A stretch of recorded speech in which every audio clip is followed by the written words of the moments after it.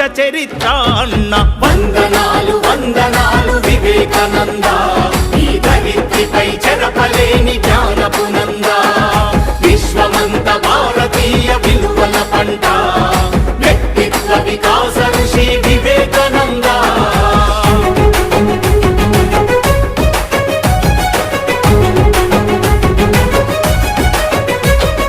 బానిసలా కాకుండా యజమానిల పని చేయని, ప్రతిఫలమాశించని ప్రజాసేవే పరమాత్మని.